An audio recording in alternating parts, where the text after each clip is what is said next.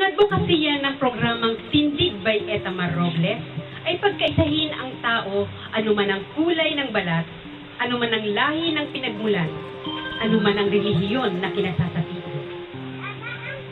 Ito ang dahilan kung bakit tinutukan ko ang First International Business Summit sapagkat ang mga kapatid nating Muslim na tumatama sa katuruan ng East or Islamic, sila ang una kong kinakitaan ng hakbang tungo sa pagkakaisa. Panoorin po natin ang pangatlong bahagi ng kaganapang iyon. Finally, the heavy hammer falls on my shoulder. I will give you the summation of points and the communique. But before getting to the communique, let me first see what I have written here on the points that were said and presented before us this day by our distinguished speakers. I would like to begin first with Brother Sharif. I think it was nice that he stressed the fact why we are here. It was nice because that gave us the context for the deliberations and the presentations of the papers. He talked about history of Muslims. But the point that I was able to pick for communique drafting and writing later on, which will be a strategy for moving forward, was his call for unity of Filipinos. He called for the unity of Filipinos so that according to him, we can design and develop common agenda for social, economic, and political development of Mindanao.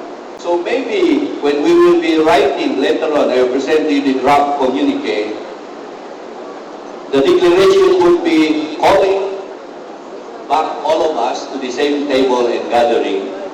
This time, no longer to discuss about the general profiles of the economy and politics of Mindanao, but by that time to discuss what is the design of unity development for Mindanao. Would that be okay? That will be probably our declaration in the community. Let me proceed to Princess Isabel. She was very specific with her vision of New Mindanao. And I picked up from her statement, and it's very important in my opinion, which I would like to underscore for drafting communique, her statement of turning Mindanao from the land of promise to the land of reality. She specifically talked about the role of tribal people in the socio-economic activity of Mindanao. Maybe we can use that in formulating a declaration for the communique, how the people of Mindanao, specifically the tribal people, can engage themselves actively in the development of Mindanao. Will that be okay? Thank you very much. Mr. Christopher Arnuco, the chairperson of Zamboanga Eco-Zone, was established in 1995, presented to us the potential of Western Mindanao for export, import, tomorrow or future. Now, I was attracted by his statement when he asked all of us towards the conclusion of his presentation to invest in Zamboanga Eco-Zone. That, to me, is a very good statement for declaration in the communique. But he stressed, why Zamboanga? And he said, because we have in Zamboanga 6 champion products. And he mentioned about coconut, he mentioned about rubber, he mentioned about seaweeds, he mentioned about abaca, he mentioned about fish, and he mentioned about mango. And in each of these products, he discussed to us the beautiful future for investment and business in Western Mindanao. Now, can we take that as a statement of declaration in the communique, inviting all of you to go to Zamboanga and engage business and put your investment in that region for the development of Mindanao. Thank you very much. No, I did not hear yes, only from Imam Satpari. Can I have for the audience a statement to affirm that particular area of declaration for communication? Can we have that? Yes. Yes. Then let me proceed to Dr. James Leo. He was talking about simulating technology. That's a very scientific term. He explained wisely and clearly the fact that it can synthesize in essential, you were talking about minerals, that can help almost practically everything that you need in agriculture, in plant and animal development, which he called super organic standard technology, which is, according to him, a beyond organic standard technology. And for the communicate drafting, he showed us various model projects that apply the technology in different parts of China and in different parts of the world. And I want to underscore what he said as point for declaration of communication. He said, okay, for Mindanao, we can initiate a development of agricultural products using tailor-made technology. We can provide consultation services. We can provide facilities to help out in the application of that technology in Mindanao. Can we use that as point for declaration of communication? Aloha, our good friend from Hawaii, Ingrid, was talking about her Aloha energy and technology vision in Asia. A vision of stem cell and wellness. Her statement that every person has a chance to be healthy. And when she said healthy, she was referring to the health of the man and the woman in the overall organic makeup that was given to them by God. Organic makeup that was given to them by God. Aloha, yes. Now let me go to my good friend I met last night, Mr. Tan Jones, very charismatic speaker, I guess. Where's that? Yes, that. Yes, there were three problems in Mindanao we talked about last night. And that is one was the reason why Mindanao is not developed, because from the revenues generated in the development of resources in the area, 65% go to the national treasury and only about 35% go back. Wow. That is the form of internal revenue allotment. And what happens is politically, the internal revenue allotment is also used as a political largesse. So it is not by mandate of law, released to the government, local executive officials, but there will be some conditions that are also put there before government officials. Okay, so that's one problem. And the second problem is lack of technology. If ever we have developed our resources in Mindanao, they are not most often considered as competitive, because the value added thing there would not square well with what you have in other countries. So therefore, we still consider our technology for developing our products in Mindanao as still below.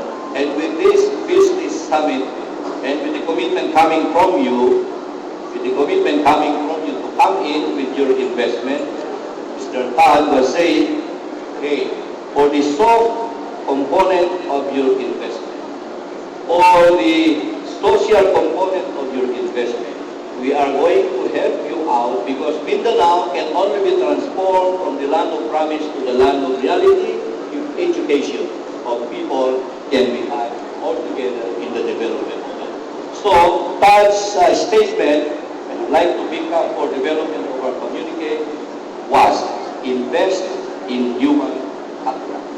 And we said to make sure that human capital can be the source of strength for business in Mindanao, it should be human capital plus education. I would like to pick that up for declaration of community system. That will be very nice. Thank you very much.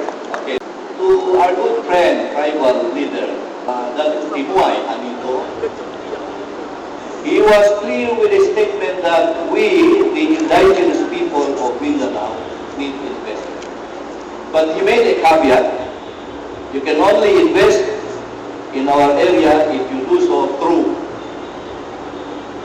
the Sultan, Brother Sharif Ibrahim Albani. Mabigat yun. Mabigat yun. Very clear, we made that. So for communique purposes, development purposes, later on, I will be discussing. I want to pick up, when you presented the book on the Indigenous People Act to the Sultan, I want to pick up that anything that you do for the tribal people's development, they should be one, done in accordance with the Tribal People's Act, and second, it should be with the direct engagement of Sultan Sharif Ibrahim, whom they have taken as their leader. So is that a fair connection? Where is our good friend, Datu Timon? Here, I would like to ask him. But from the audience, do you think we can barely say that we can develop a strategy on the community around the subject matter? Yeah. That any development for tribal people must be done in accordance with the book, meaning to say the Tribal Act 1995, and also through the intervention of the Sultan Sharif Ibrahim Albani. We cannot go against the law. That Yes. will be alright? Yeah. Yes. Okay, then we can move to Dr. Igor. Igor. He had a lot of beautiful ideas and brilliant ideas. Dr. Igor presented to us the problem of humanity as a problem of civilization, or vice versa. The problem of civilization is the problem of humanity. And he zeroed in on the concept of development as the main problem. Concept of development as the main problem. Technology used by our development models in return destroying our lives and destroying our environment and destroying our people. He mentioned initiatives taken by the G20, from G7 to G20. He mentioned the initiatives taken by the Rio de Janeiro model. He mentioned the initiatives by the United Nations General Assembly, but all of these were not enough. And he said, all we have to do is, number one, implant or transform our consciousness. If we want to get out from the trap of developmental tragedy, we will have to first transform our consciousness. Along that line, he said, we will have to adopt a new concept of global citizenship. But before we can adopt a new concept of global citizenship, he said, let us have first a global education initiative among mankind. That's the first step. And then from there, we can hopefully come up with an inclusive global concept of polity that will be managed by a global concept, new definition of a global leadership. With Dr. Eagle, for community development drafting, with his statement when he said, I am inviting all of you to become global citizens for Mindanao. We were graced by our good friend from Mindanao, the mayor of Sultan who gave us a very good account of the comparison between Lake Geneva in Switzerland and Lake Lanao. What Sultan Tupahan was talking about was tourism. If you are interested in the development of tourism, you can pick that up for community drafting and development. If you are interested in tourism, you have to go to Lanao del Sur, invest there, bring your technology. Let us not debate about the chicken and egg thing, which one comes first, peace or development? Development or peace. But he said, as far as I'm concerned, peace and economy should come together. In the opinion of the good Sultan, even though we have some problems of peace and order in the area, we are not prevented from developing the area because we believe in the thriving of peace and economy at the same time. Now, I want to pick that up for drafting of development idea contributed by the Sultan. Would that be fair enough, sir? Okay, thank you very much. Now, that brings me to my idol, Mr. Kawaldi. He spoke about WMD. I think we will relate this WMD thing to the discussion of Dr. Idol, because both presented destruction to the world. And this is what Dr. Idol was also talking about. Technology used for developing mankind, but in return, mankind is destroyed by technology. So we can pick up here. Saludo po ako sa kaisipan at sa talas ng pakikinig ni Dr. Abdul Hasim Kashim sapagkat napakinggan niya ang lahat ng detalye na tinuran ng mga speakers sa okasyong iyon. Kaya nga po, bilang pag-testing ko naman sa inyo ng mga manonood ko, kung sino po yung huling speaker na inyong napanood, na picture na inyong nakita, yan, sabihin niyo po sa akin sa pamamagitan ng text or email at mananalo kayo ng M.I.S.M.O Whitening Soap, ang sabon ng artista, pero sabon na pangmasa. This portion is brought to you by M.I.S.M.O Whitening Soap. Narito na sa gustong pumuti at gumanda. Ito ang kasagutan sa problema mo, kapatid. M.I.S.M.O Whitening Soap sa murang halaga, kutis artista ka na.